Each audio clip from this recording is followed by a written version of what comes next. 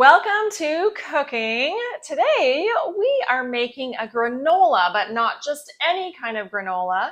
We are doing a citrus granola. So not even something that I have typically found on the grocery store shelves, a bit of a twist. So a nice big flavor. So if you haven't done it yet, wash your hands, wash the lemon and the orange, and then come on back. We're going to read through ingredients, read through our directions, and we know we've got everything and we know what we're doing. So we have large flake oatmeal and granola. You don't want a small 3 to 5 minute or a minute oatmeal. That's going to go too mushy. Large flake, and then some nuts. You can really do whatever you want. This says a cup of sliced almonds or other nuts. Well, today we've got macadamia, cashew, almonds, walnuts, a nice, lovely mix. So this is the one at the grocery store that is the no salt, or no, Bulk Barn. That's the no salt added. You don't want that extra salt in there. But that is definitely a nice, lovely mix. And different kinds of nuts in this means that every bite is going to taste different. Next is some sort of a seed. This is sunflower seeds. Now, sunflower seeds, I think Marianne said these were $2.99. $1.50 even for that whole bag. And remember, a serving is a third of a cup.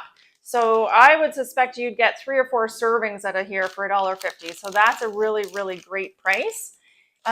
These are papitas, or the sunflower seed, no, the pumpkin seeds. Now they were actually in this fruit and nut trail mix, so you could even just pick those out and use them, or just use them as part of this if you wanted to use this mixture. So whatever you like, whatever you got on hand. As far as the nuts go, really whatever is cheaper. You can just use peanuts if you've got peanuts as well. After that, we've got some wheat germ. Well, we don't really have wheat germ. We didn't have wheat germ. So this is bran buds. It's the fiber. We're just looking for the fiber. So bran buds all crunched up. And a little bit of cinnamon. We've got brown sugar, and then we've got some honey as well. And of course, we have our lemon and our orange. And lastly, we have 2 cups of dried fruit. So again, this was the mix, and then Marianne just picked out some of the dried fruit right there. So we've got some craisins, some raisins, some like white raisins, and then some sultans as well. So 2 cups of that. So as you can tell, this is going to make a lot. So you're going to have to use a good couple of baking sheets. But first steps first, go and heat your oven up, 350, get that going. And I kind of wonder if you've got convection in your oven, that just means there's a fan blowing in the back. That might help to dry it out even a little bit faster. This recipe, unlike most granola recipes, doesn't have any fat in it. So the fat is what makes it a little bit crispier when you go to cook it. So this is going to get crisped up by the juice of the lemon and the orange. So if you have that convection oven fan running, that might help to crisp that up a little bit more.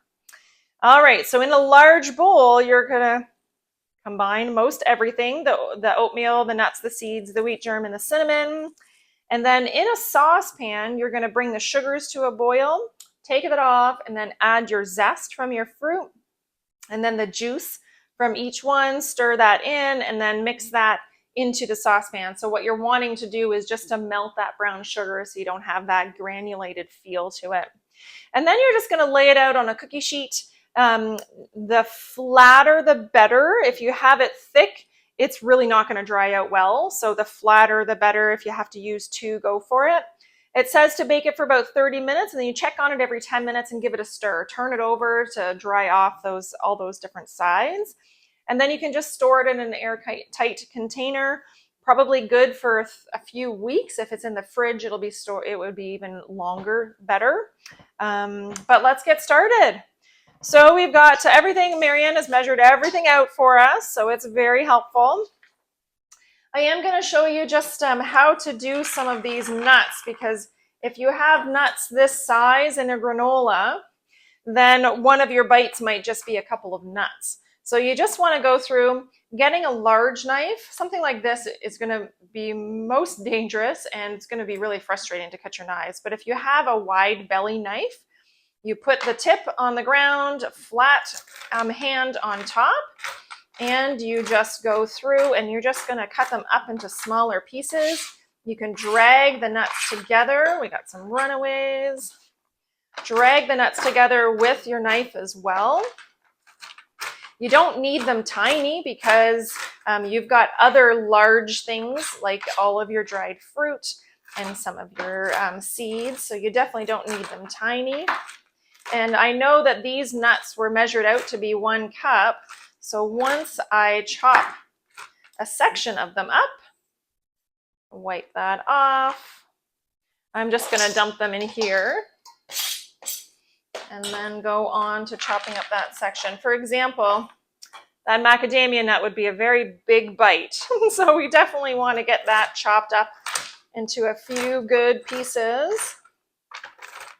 This is a really slow job as far as don't try to speed through it.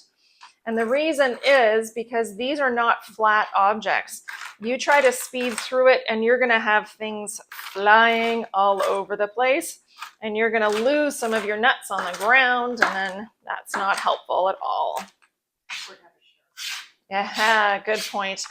I do like the secret in the kitchen to be using a sharp knife.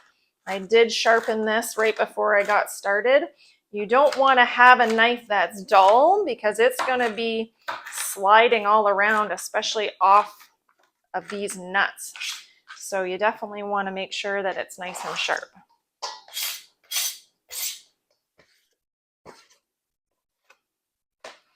Last little bit.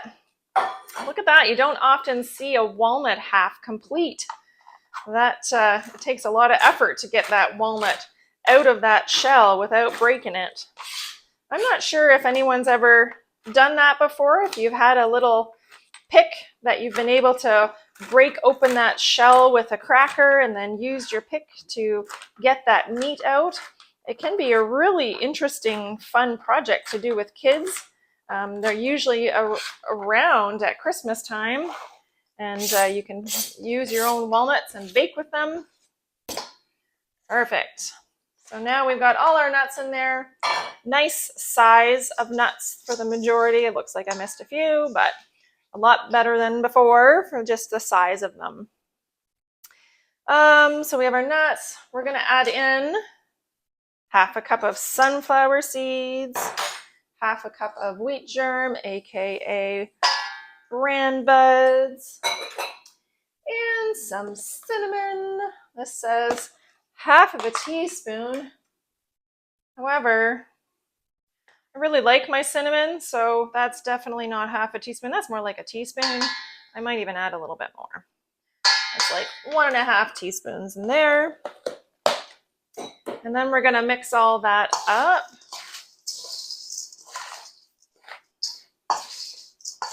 It's a lot of oatmeal in there, so it's a nice... Oh, I forgot my fruit. Huh. There we go. Now that's going to look... Might want to break up any chunks you got, or else the mixing is going to be a little bit tougher. So these are cranberries, but craisins they call them, just because I think the difference is just that they've sweetened them a little bit. They've put a little honey or sugar or something on them, because cranberries, as you know from cranberry sauce, are very puckery. There we go. That's looking like a better mix now. So now we're just going to go to the stove, and we're just going to get out a pot and put our sugars together and get them boiling.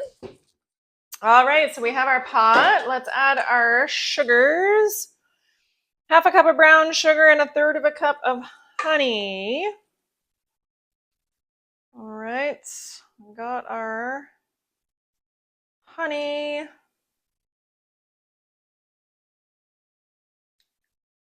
And 1/2 cup of brown sugar.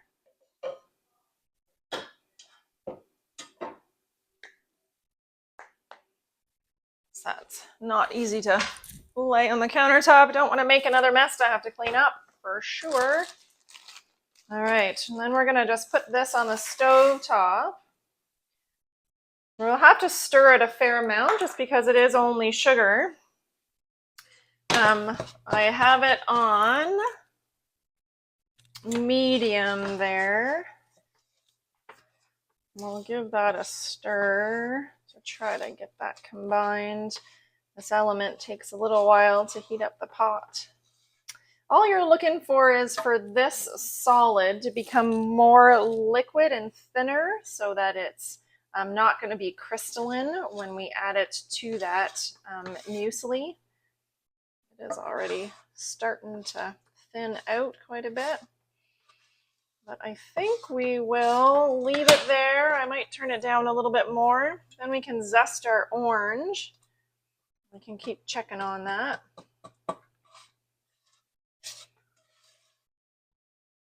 It's going to take a few minutes to... But you can see how it thins out now as compared to it being just that chunk right in the middle there of that brown sugar and honey together. You can see that little bit at the end there where there's a thinner amount. Hard to know. Do we leave it? Do we go and do our zest and risk it burning? I don't think it's, yeah, Marianne's like, no, let's not. It's thinning pretty quickly. It is, yeah. So if you are going to stand right here, I wouldn't recommend high heat, but I just turned it up from low to medium heat just so that you can have it heat up a little bit faster. But yeah, that's hard, right? You risk burning, and if it's not just the stuff that you would risk burning, you would risk burning your pot. And then, oh, you got to scrub you have to wait till it cools, dump it out, scrub your pot. Sometimes patience is a virtue. There. I can still feel a little bit. There's a few chunks in there. You can see the granules of brown sugar a little bit when I move it. So we'll just wait a few more minutes. See, it flows so much faster now. It's thinned down quite a bit. Yeah, so much better. So if you forgot this step and you just put it directly in, that oven isn't going to warm it up enough to melt that brown sugar. And you'd have to leave it a lot longer, but then every time that you take it out, you would really have to stir it because all your brown sugar melted is going to not stick to the stuff. It's going to stick to the bottom of your pan. So much better to remember it the first step.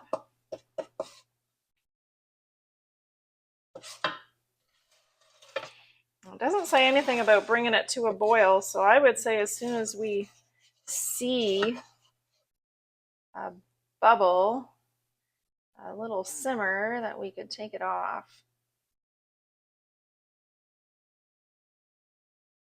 Watch, pot doesn't boil, we know that. But yeah, keep scraping, and you have to scrape every inch of it. You can see me turning the pot around. You don't want anything to stick.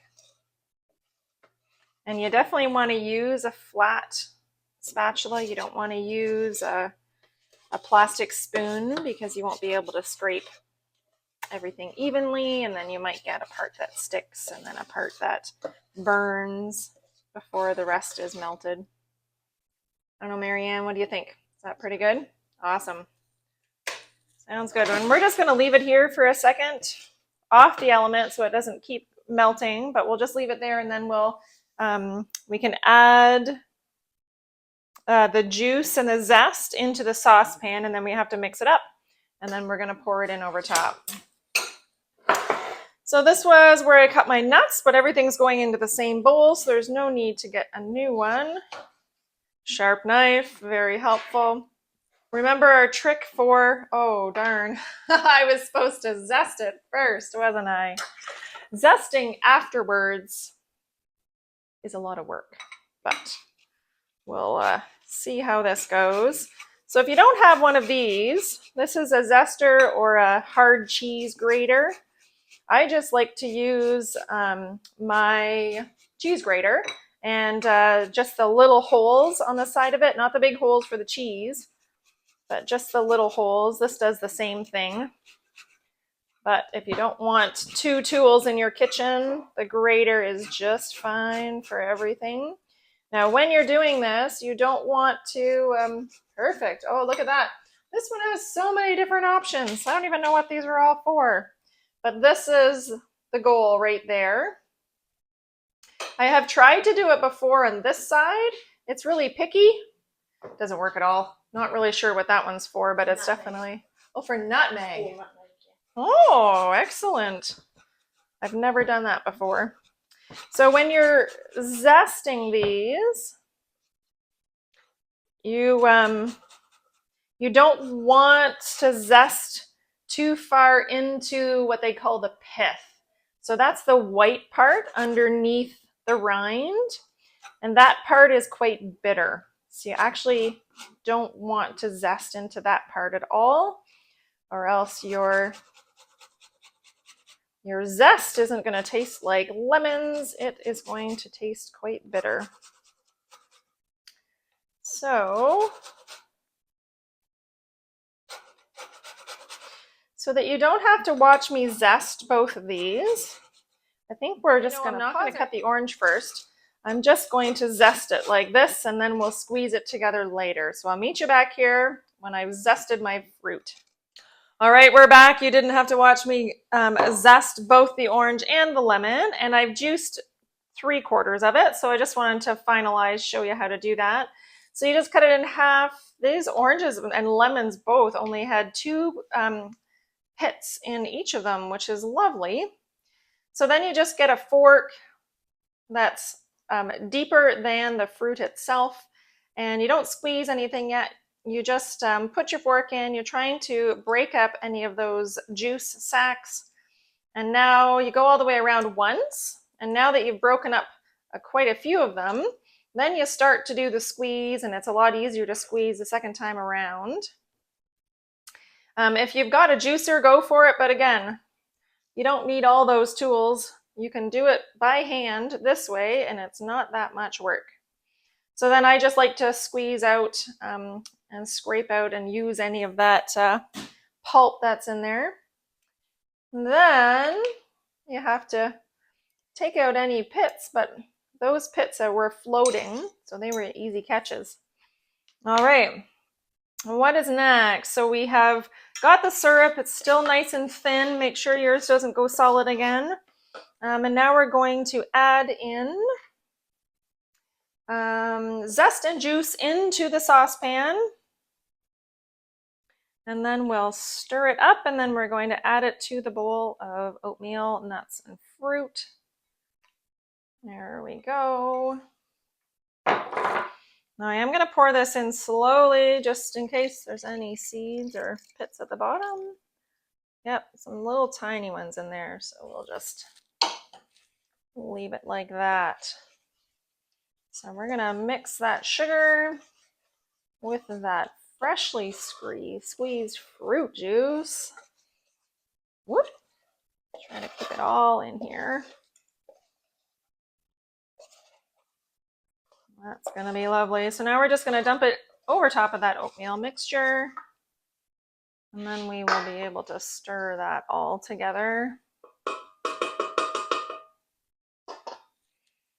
like to scrape it out because we don't want to leave anything in here that we worked so hard for.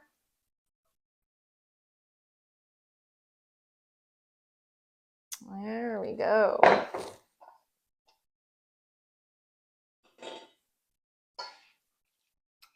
Don't think that spoon is going to be quite big enough. All right, so we're just going to mix this as best we can. Marianne's got ready for us 2 cookie sheets, both in parchment paper. So this isn't like a granola bar. It's not going to stick together. There's no binders in here. But it is just going to dry and crisp up with that oven on and the heat in there. Oops, keep it all in the bowl. It does smell really good. That orange is a very potent orange. Awesome. So it's all mixed together. I might scrape this off just in case there's chunks of honey on it.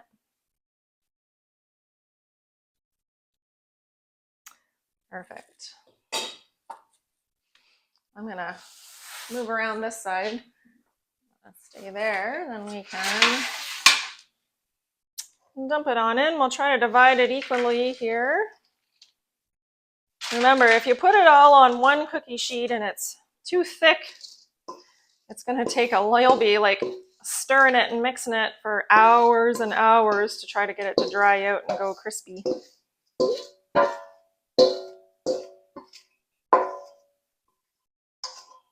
All right. So just spread it out to all corners of your tray. We probably could have even done a little bit less, but man, it's hard to fit 3 trays in the oven. Maybe I didn't, trying to keep it all on the parchment paper. Maybe I didn't divide it equally, I don't know. We'll see here.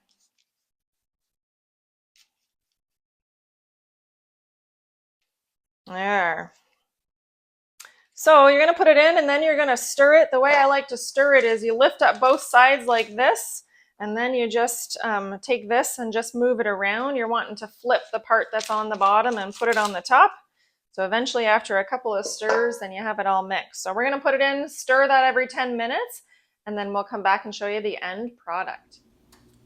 Okay, so our timer just went off for the first 10 minutes, so I'm just going to give our granola here a bit of a stir. As you can see, it's still breaking apart. It's not going to be a solid mass like our granola bars were. We're just moving it around so that the edges don't get nice and toasted and the inside is still sticky and gooey. So there's one tray. Just going to spread it out evenly again. We'll do the other tray and then put it in for another 20 minutes. And then I'll do that one more time and then our granola should be done. Alrighty, so here's our granola after half an hour. I did turn down the temperature to 325 at the 20-minute mark because I thought the raisins were looking a little dark. Some of them are dark to begin with, so it's kind of hard to gauge, but hopefully you can see it's significantly more brown in color, the oats, than they were earlier.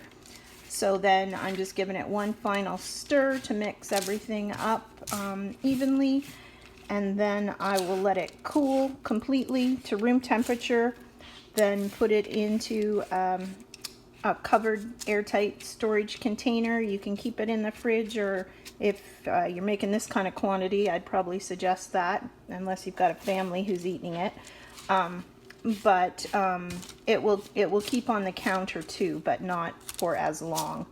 So there's your homemade granola, not filled with all the chemicals and sugar that the kind you can buy. I won't mention any name brands, but there's your healthy homemade granola as an alternative to the grocery store variety, just as our healthy homemade granola bars or squares are a much better alternative than what you can buy. Hope you enjoyed today's class. Bye-bye.